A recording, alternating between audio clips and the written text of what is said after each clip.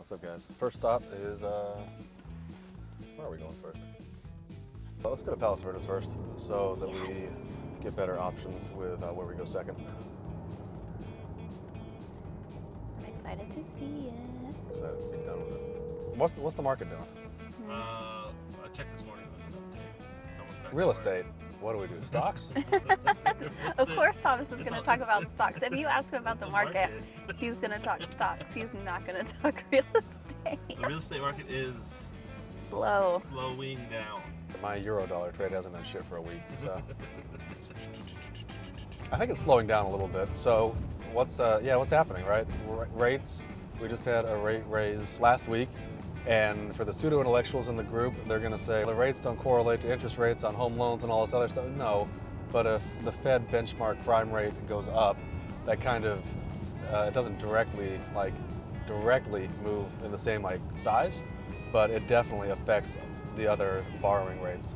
It does affect it affects lines of credit and interest rates like that, especially that are fully adjustable, because they're usually based off of the prime rate. What's a rate rise do? What does it do to the borrowing power of someone with a wage, someone with a salary? It makes borrowing money more expensive. Yeah, it makes borrowing money more expensive. So if you're on a income, like a W-2 job, you're getting a paycheck, and you don't get a raise that correlates to, the interest rate raise, it makes borrowing money more expensive. If you raise rates 1% on $100,000, it's going to add $1,000 a year. Divided by 12 months is going to be $80 a month, something like that. So is that going to have a drastic impact on people? Well, kind of. It might have an impact on the median home prices, because there might be less people that can afford that. They might move over to a rental situation. It might actually increase rents in some neighborhoods where rents haven't kept up with property price inflation. Changes like a point in rate also have a psychological effect on the market, I think. Don't you think so? Yeah, the whole point, yes. 5 versus a 6, or Yeah, 3 it looks versus a 4. it looks different. They call that the handle, right? It's on a 3-handle, 4-handle. I think the psychological effect is almost worse. Yeah, so you have to. Yeah, that's a good point. That's why things are priced $399, Not $425 or whatever.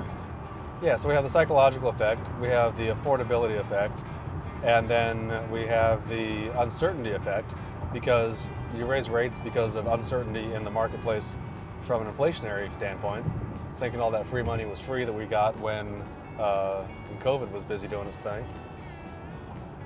So that will probably have a cooling effect on the market. The big elephant in the room is how much of an effect is it going to have?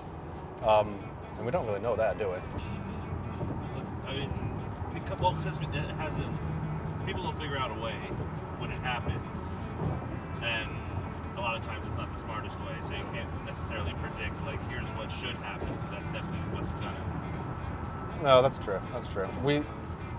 In our business, I think we like to try to predict the market for the amount of inventory that we have on hand, and then have a backup exit strategy in case we're wrong about market dynamics and what's going to happen.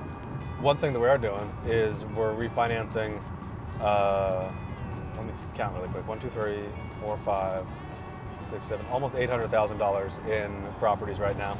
Pulling out some cash and locking in cheap, relatively cheap, historically cheap, 30-year interest rates on these rental properties from a non-QM product. So non-QM is non-qualified mortgage, which means unconventional. Conventional mortgage is regular homeowners, right? Just buying a second house or buying a primary residence conventionally. Non-QM is investors like us that have the property qualified based on the cash flow, based on the equity, and based on the management ability and track record of the borrowers, which is us. So that's what we're doing. We're locking in some cheap money because we think interest rates are going to keep going up. $100, $1,000 a year difference in rent, that starts to add up. It starts to matter, especially when you count inflation on property taxes, higher insurance with storms that we've had in North Texas. So that's what we're doing to kind of hedge our bets and have some cash available. I don't know. Do you think we're going to see a crash? No, I think things will tighten up when money gets more expensive, and then it'll still be the same kind of crash we're going through now, which is an inventory crash. People won't want to sell their houses, and they'll just hold on to them. Yeah. So it's not directly supply and demand. a lot of financing going on, which kind of that makes things act differently. Yeah, I think if we have, I don't think we're going to have a price crash, but we definitely have a crisis of inventory from multiple perspectives.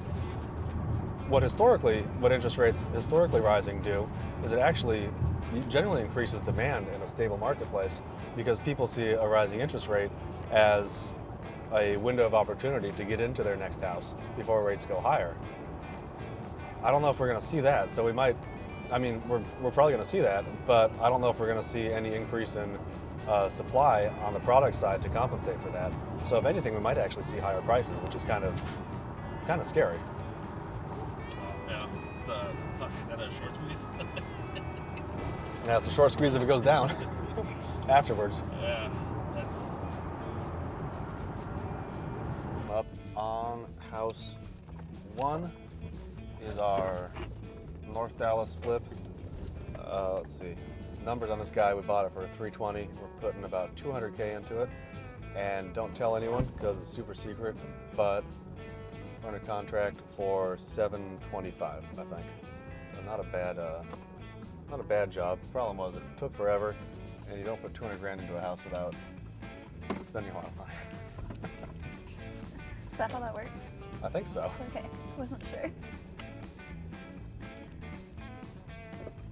So for y'all watching, if you want to see a video of this house, we have a bunch of videos on this house. Jessica and I are going to walk through and talk about the work and the progress and what she thinks of it. We're not going to bring you all through it too much because there's tons of other content on this house. So we'll do like a quick little loop or something on like fast forward so you guys can see. But if you want to see a video on this badass house that we're pulling up to right now, link down there in the description. Don't forget to put the link in the description. Well, it'll put it's down there, right down there. All right, see you guys in a minute. Bye.